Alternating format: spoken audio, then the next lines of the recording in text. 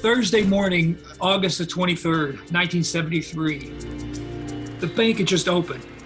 A tall, muscular man wearing a wig, makeup, and a pair of sunglasses walked into the bank. He ripped out a submachine gun, fired it into the ceiling, and shouted, "The party starts." Down on the floor. It was Jan-Erik Olsen, or Janne. It was a master safecracker, very good at opening safes. When Olsen stormed into a bank in Stockholm, Sweden, he began a true crime escapade that seems like a work of fiction. It's the subject of a new book. My name is David King, and I wrote 6 Days in August, the story of Stockholm Syndrome. He ran around the room, slammed a transistor radio that he pulled out of his bag onto the counter. So rock music was blasting throughout the lobby. And he started taking hostages. Olsen took 4 captives.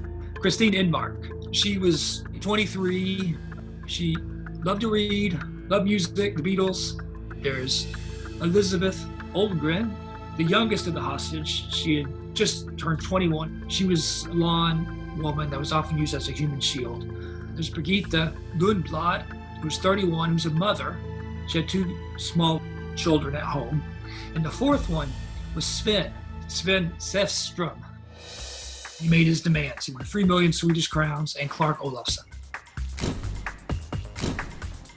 Clark Olofsson was one of the most notorious criminals in Sweden at the time. He was a bank robber, a celebrity. He was a media star. He was known for these daring bank robberies, these breaks out of prison, leading police on manhunts. Clark and Janne were friends in prison. The police arrived on the scene very soon. And so does the media. While they're waiting and trying to figure out what to do, they're bringing sharpshooters and snipers. They're going to be all around the square. Sweden was a nice place. He thought he would get his way. Of course, they're going to give me what I want because, human lives are worth more than a few million Swedish crowns. Remarkably, the police conceded to one of Olsen's demands and brought Clark Olofsson to the bank. But the standoff continued. And there's a debate, will they really shoot? This is nice Sweden, but again, they're sharpshooters. How much is a promise of free passage worth when they have sharpshooters and they have you right there? And they think they can hit. And that's where that Janne, the gunman, made sure to try to have a hostage near him as a human shield as much as possible. Olsen and Olofsson and the hostages retreated into the bank vault. They're in the vault, and the police decide to lock them in the vault. They lock the hostages in with the gunman. They're gambling that this guy is not going to kill them. So they better hope they're right because they just locked him up with it. Days passed with no resolution in sight. They had reached a stalemate and no one had any idea how they're going to get out of this. So the police have to come up with something else. So all these ideas are proposed on how we're going to end this. And eventually they come up with the idea, drill holes in the vault and gas them. The police began to drill holes in the ceiling of the vault as Olsen tried to keep them at bay. So he has the idea he's going to rig up a bomb. And he does that and blows up the drill. So that stops it for a little while. So they're all very happy. And then the police, they get another drill. So they keep drilling and they keep drilling. Olsen made another move. His biggest plan takes everybody by surprise. In his bag that he had when he came into the bank, he pulls out some rope. No one saw when this was done, but the rope is tied in the form of nooses. So he ties nooses around the hostage's neck, fixes it to the safety deposit boxes in the wall, makes them stand up, and tells the police, okay, if you send in gas, the hostages will be the first to die, and it will be your fault. And the police, whoa, what are we going to do now? They want to confirm this smartly. Maybe he's bluffing. They send a camera down through one of their holes and take a picture of the hostages during the crisis. They only see 3 of the 4 hostages there, but over their heads, they see the nooses. So they know this is for real. Faced with no good options, the police made a decision. They decided to use the gas. So they pumped in gas out of 3 of the holes at the top. They had sharpshooters at 2 other holes in case they needed to shoot. And they used lights on the others. And the code word was turn on the lights. And that's when the gas started coming into the vault. You could just hear the screams, the cough. It was burning their eyes, burning their skin, affecting the nose, the lungs, respiratory system. It's not pleasant. It takes over 30 minutes before they can finally get everybody out. Fortunately, nobody dies from the time the gunman goes into the bank until the finale. It's 131 hours, which is a long time, for a hostage drama. One thing that made this hostage drama different was the relationship that developed between the captives and the captor. And at the end, when they do come out of the vault, the police see the hostages, some of the women give the captors hugs. They say, "Well, right, take care." And another one is saying, don't harm him. That bond between the hostages and the hostage takers would eventually be called Stockholm Syndrome. The Stockholm Syndrome is traditionally viewed as a psychological phenomenon that develops between a captor and a captive. Under this extreme stress, a hostage can, according to the theory, develop sympathy with the captor, can identify with the captor, and form powerful bonds with the captor. If someone threatens your life, threatens to kill you, but yet they preserve your life, they end up securing basic things for you, like food, other things like that.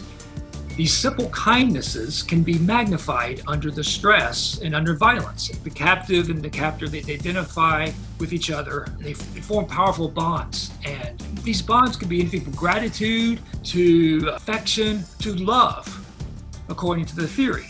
The police should encourage this bond because if you're a hostage, if you cannot overpower them, if you cannot run, if you cannot hide, what do? Well, one thing is to try to get along with them. So this could be one way to help save your life until you figure out how to overpower them, run, hide, or get rescued. It's not perfect, but there were strategies. Less than a year after the Swedish bank situation, another high-profile case would popularize the idea of a bond between captor and captive, the kidnapping of Patricia "Patty" Hearst. Patricia Hearst, she was an art history major at Berkeley. She was 19 years old. She was very famous in 1974. The Hearst family was fabulously rich. A group calling itself the Symbionese Liberation Army kidnapped the heiress from her apartment. 2 months later, she's filmed robbing a bank with her captors. And she's also sending messages out. She has a new name, Tanya. She's taken a new revolutionary name. And she's denouncing the establishment, she's denouncing the FBI, and she's joined them. She became associated also with the Stockholm Syndrome. Their argument at the trial was that she was under duress because she was taken captive. Was she the innocent young girl who was brainwashed? Not herself when she robbed the bank, which under American law would be sufficient grounds for acquittal? Or was she, Tanya, the willing revolutionary who is now trying to save her skin? Hearst was convicted of bank robbery and sentenced to 35 years in prison. President Carter commuted her sentence in 1979, and she was released after serving 22 months. The theory of Stockholm Syndrome had some popularity with psychologists, though it's not officially a syndrome. But the idea of it really would take root in popular culture. They have already killed one hostage. Have you seen the movie Die Hard? It's a curious reference. They have a reporter mentioning it on television when they take hostages in the movie, and this reporter's interviewing a psychiatrist and says, yes, we're seeing the early stages of the Helsinki syndrome. It's when the hostages and the terrorists go through a sort of psychological transference. And the reporter says, oh, as in Helsinki, Sweden? You see the guy As in Helsinki, Sweden. Finland. He'll slap his head and say, no, Helsinki, Finland. But for some reason, I went back and looked at the original script. It does say Helsinki Syndrome. So you see on The Simpsons, there's a Simpson episode where they go to Brazil and Homer gets kidnapped. Where are you taking me? Shut up. And starts to get along with his captors. He's starting to create a scrapbook. So they start talking about the Stockholm Syndrome, and there's Looney Tunes. Daffy Duck gets this idea that Porky Pig is the suburban strangler that he's heard about in the news. Chubby, short, and bald, with a pig-like nose? If you see anyone matching this description, call 911. And so he's over at Porky's house, and he thinks he's been kidnapped, and he wonders at one point, he starts to like Porky, his friend. It's like, do I have Stockholm Syndrome? Am I falling in love with my captor? Oh no, I've got Stockholm Syndrome. There was even a recent Ethan Hawke movie that dramatized the original Stockholm incident. It's called Stockholm. We will let the ladies go when it's over. One quibble David King has with the so-called Stockholm Syndrome is the name. So do you really have to call it syndrome? Syndrome sounds like, signs or symptoms of that form a distinct clinical picture of a disorder.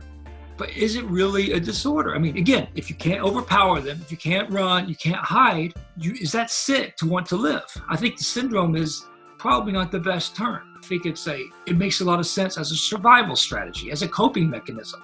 And I think the syndrome is misleading. And if you're not careful, it can come into blaming the victim. This is Inside Edition Digital.